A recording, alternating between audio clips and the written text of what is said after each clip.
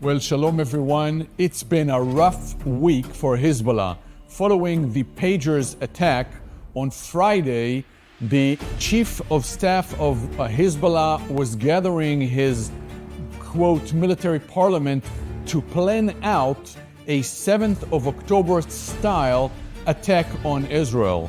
They were gathered underground, several stories underground, and the Israeli Air Force struck them and destroyed all of them. Just to remind you, all those that were killed were terrorists with blood of innocent people on their hands.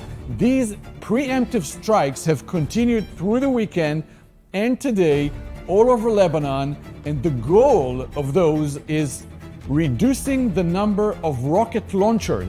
Those rockets are, many thousands of them, are aiming towards not just the north of Israel, but also central Israel. President Herzog said the following thing about the bombing of Hezbollah leaders. All of these leaders came together in order to launch the same horrific, horrendous attack that we had on October 7th by Hamas. Burning Israelis, butchering them, raping our women, abducting and taking hostage people and little babies. This is exactly the same plan they have been planning for years under the plans of the empire of evil of Iran. Over the weekend and today, Monday, we have seen hundreds of rockets shot at Israel all the way to Haifa, the main city in the north of Israel. There were several homes that were hit directly and several civilians that were wounded.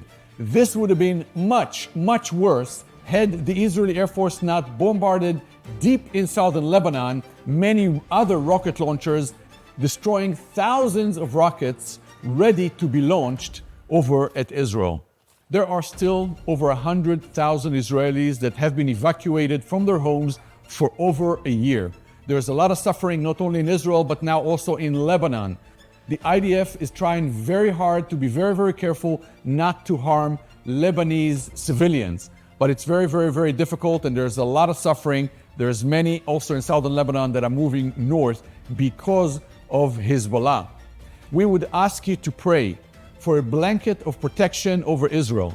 There are many, many, many people, civilians, that are hit by those rockets. Many of us have family members, many of our staff, and many of our students are called back to active reserve duty.